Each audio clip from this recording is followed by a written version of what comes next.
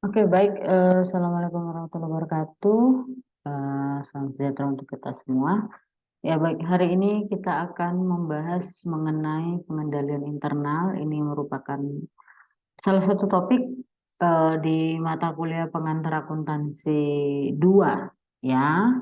Nah, baik. Nah, yang pertama sekali kita harus tahu dulu ya apa sebenarnya pengendalian, ya, pengendalian internal itu apa pengertiannya gitu ya, dan apa sih tujuan dari pengendalian internal itu sendiri gitu ya.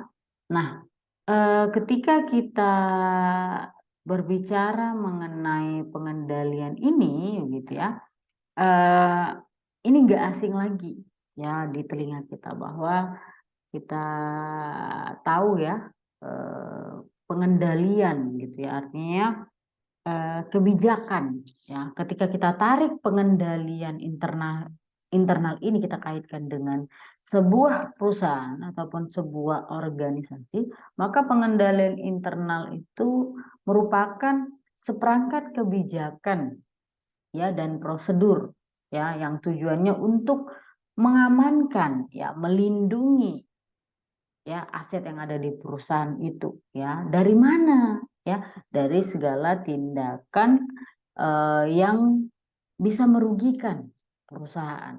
Dan selain itu juga ya, pengendalian internal ini menjamin ketersediaan informasi akuntansi ya di dalam sebuah perusahaan ya. Jadi ketika informasi akuntansi perusahaan itu akurat ya, maka pengendalian internalnya itu baik gitu kan. Nah, selain itu ya, bahwa memastikan ya bahwa ketentuan ataupun peraturan ya ataupun kebijakan ya, manajemen ya, manajemen dalam hal ini adalah manajemen perusahaan itu sudah dijalankan ataupun dipatuhi ya oleh seluruh karyawan yang ada di perusahaan itu. Jadi, maka ketika penerapan sistem pengendalian internal ini katakanlah baik ya dan dilakukan dengan ketat gitu ya, maka diharapkan seluruh kegiatan ya, seluruh kegiatan perusahaan ya itu dapat berjalan dengan maksimal ya, dapat berjalan dengan baik. Nah, sehingga goals dari perusahaan itu akan tercapai dengan baik pula. Apa goalsnya? Yaitu memaksimalkan yang namanya laba perusahaan. Nah, seperti yang saya jelaskan tadi, ya pengertian dari pengendalian internal itu, ya maka dapat disimpulkan bahwa ya eh, tujuan dari ya pengendalian internal itu tidak lain adalah memberikan jaminan ya. Jaminan apa ya? Bahwa yang pertama, aset yang dimiliki oleh perusahaan itu telah diamankan sebagaimana mestinya ya, dan memang aset-aset yang ada di dalam perusahaan itu digunakan untuk kepentingan perusahaan pula gitu kan, bukan untuk kepentingan individu ya. Jadi pengendalian internal itu ya diterapkan atau dilakukan supaya seluruh aset perusahaan itu terlindungi dengan baik dari kegiatan atau tindakan penyelewengan ya oleh seseorang mungkin ya demi kepentingan pribadinya mungkin. Nah, yang kedua, bahwa untuk memberikan jaminan yang memadai bahwa informasi akuntansi perusahaan ya itu tersedia secara akurat dan dapat diandalkan ya. Nah, ini dilakukan tujuannya apa ya? Ya, supaya nanti informasinya itu akurat gitu ya. Nah, supaya akurat, supaya andal ya, maka nanti benar-benar gitu ya, benar-benar dilakukan pengendalian internalnya. Nah, cara melakukannya adalah nanti apa namanya? Ketika kita melakukan pengendalian internal yang baik gitu ya. Nah, informasi yang kita hasilkan yang berhubungan dengan informasi keuangan atau informasi akuntansi ya akan secara akurat. Nah, ini nanti akan memperkecil resiko salah saji.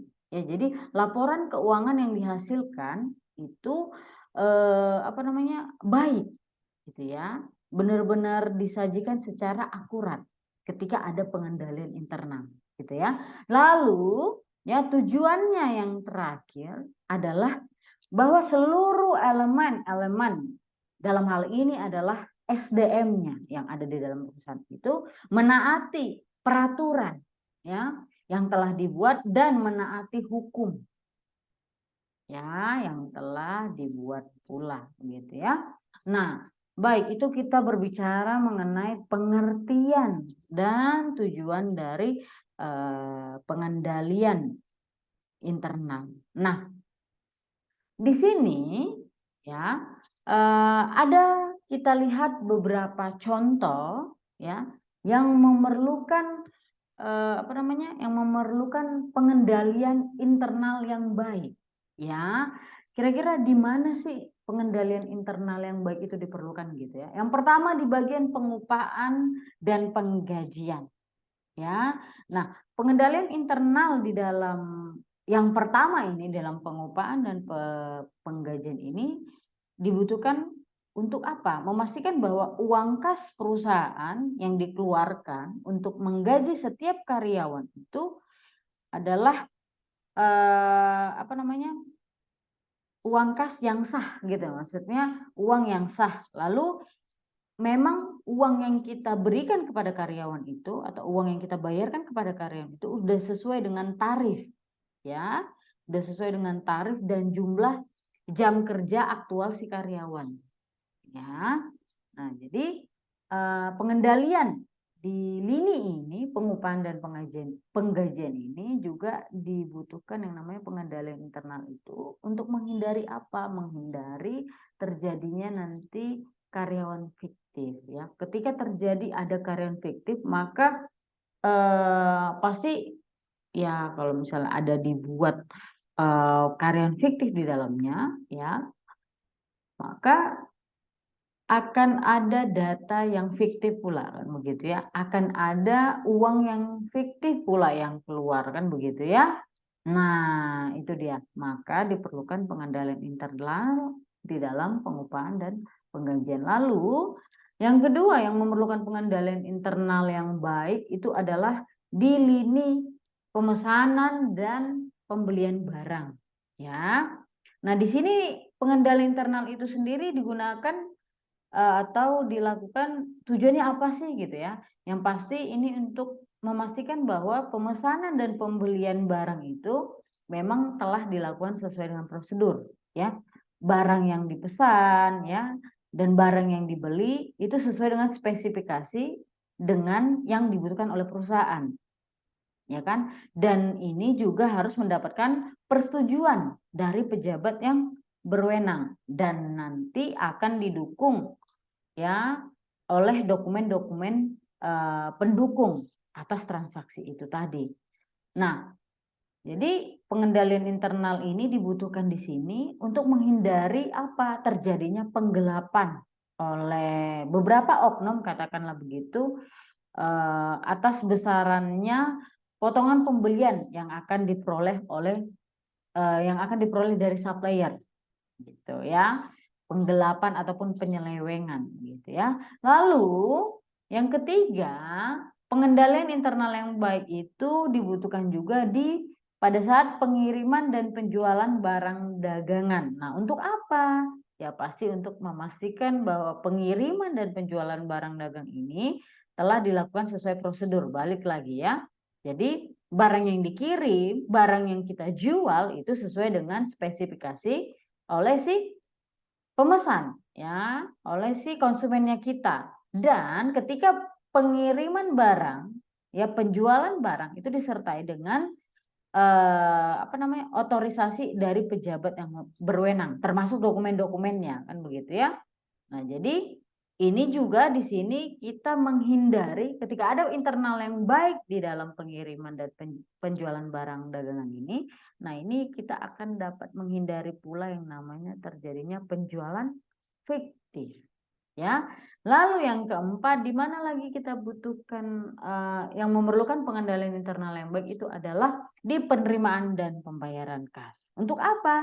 Ya, memastikan bahwa kas yang kita terima, ya, itu apa namanya, sudah apa namanya, semestinya gitu ya. Ya, jadi dan kas yang kita keluarkan pula gitu ya untuk membayar beban-beban perusahaan itu harus diotorisasi juga sama pejabat yang berwenang ya. Nanti ini juga untuk menghindari adanya pembayaran ganda kan begitu ya, pembayaran ganda. Oke. Lalu yang berikutnya adalah di penyimpanan barang dagangan yang ada di gudang. Nah, ini untuk memastikan apa? Memastikan bahwa barang dagangan yang telah yang siap untuk dijual gitu ya, itu telah aman tersimpan di gudang ya. Dengan apa namanya? Kalau kita melakukan pengendalian internal di dalam penyimpanan barang dan dagangan di gudang ini, pasti kita memerlukan pengamanan ya, baik itu berupa SDM ataupun alat begitu ya. Nah, jadi banyak hal-hal yang bisa kita lakukan untuk melakukan pengendalian internal yang baik.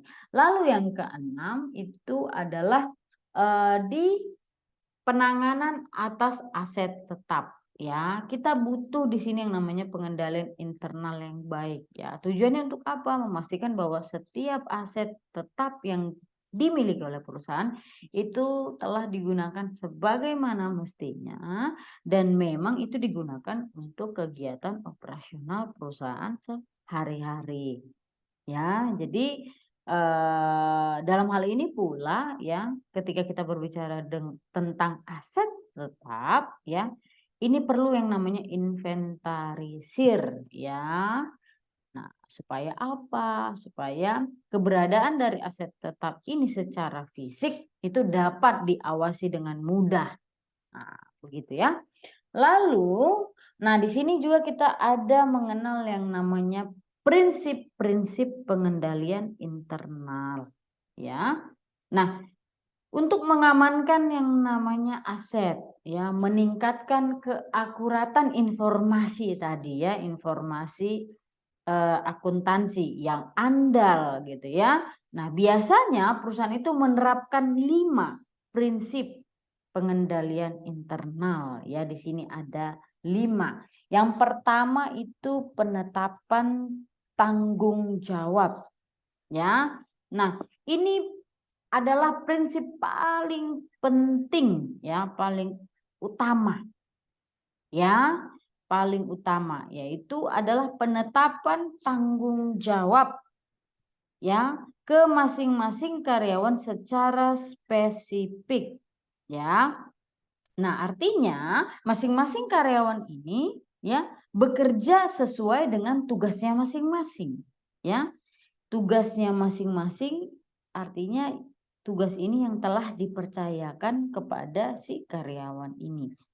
Ya, jadi ketika apa namanya ada satu orang, ya kan?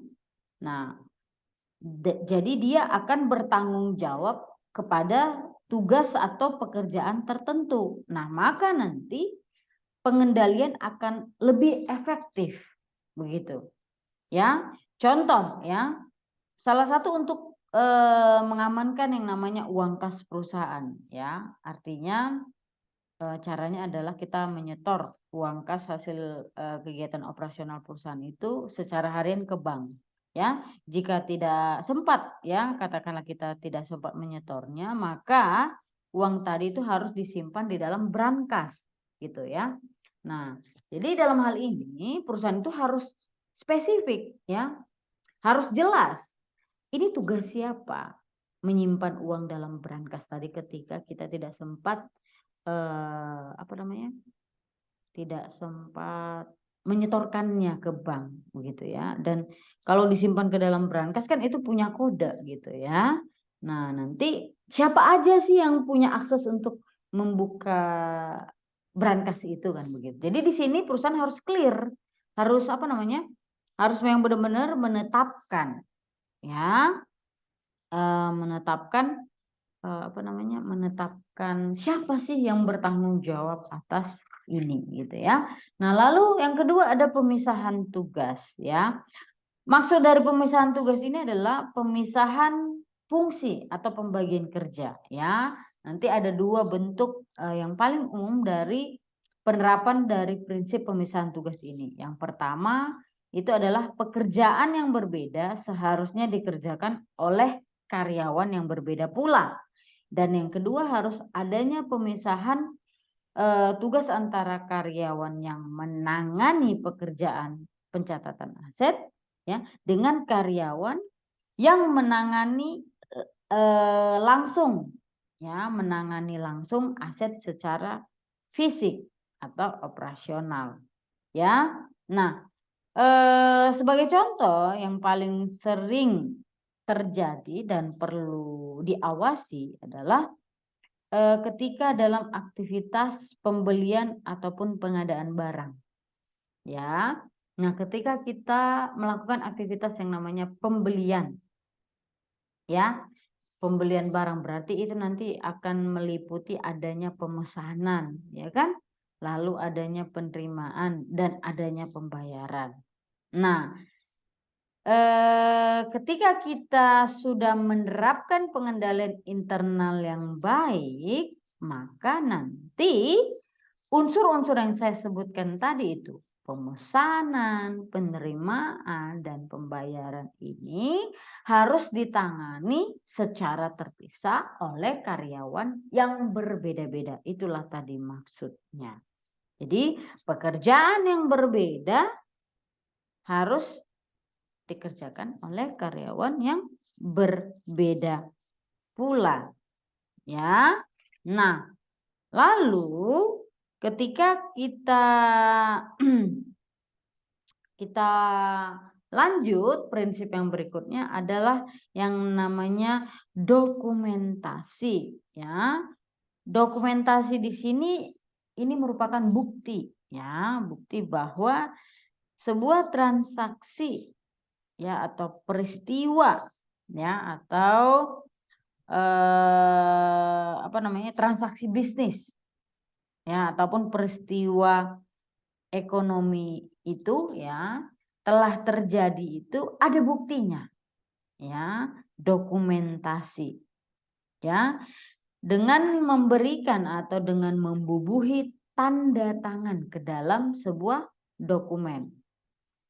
Maka nanti ada orang yang bertanggung jawab ya atas terjadinya sebuah transaksi ataupun peristiwa tadi.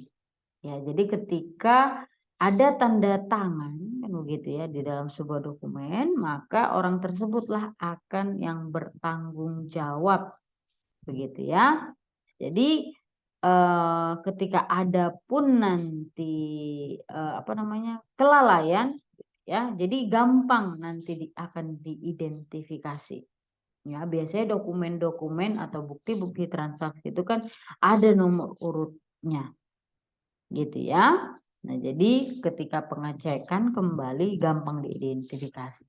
Lalu yang berikutnya, prinsip yang berikutnya adalah pengendalian fisik, mekanik, dan elektronik.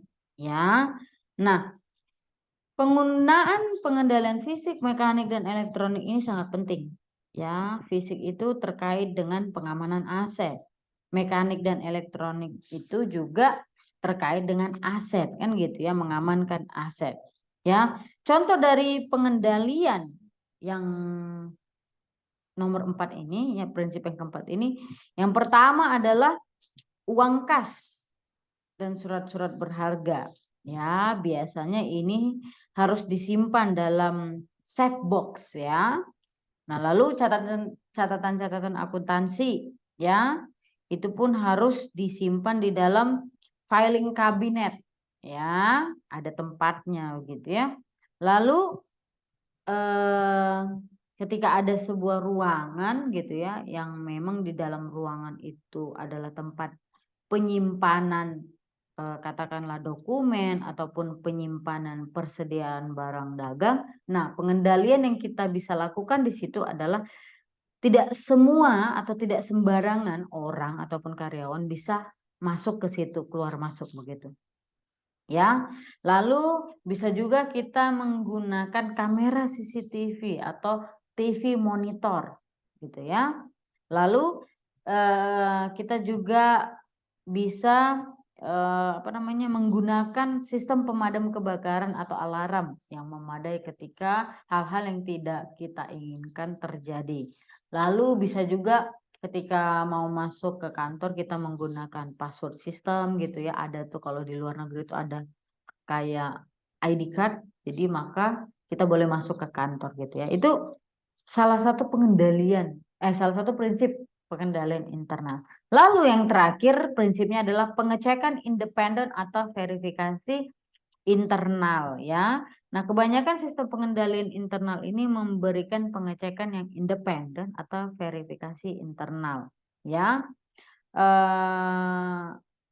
Di dalam prinsip yang kelima ini artinya adalah kita meninjau ulang ya, membandingkan, mencocokkan data yang telah disiapkan oleh karyawan di dalam perusahaan itu gitu ya. Jadi untuk memperoleh manfaat yang maksimal dari pengecekan independen ini atau verifikasi internal ini, maka verifikasi yang dilakukan itu seharusnya secara berkala, ya kan? Atau bisa dilakukan secara dadakan gitu ya, kayak sidak-sidak gitu kan. Nah, gitu ya. Lalu ketika dilakukan verifikasi itu yang ngelakuin pun orangnya harus independen gitu ya, independen. Ya.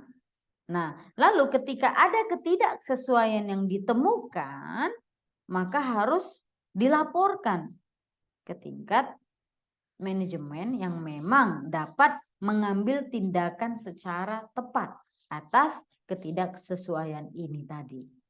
Gitu ya.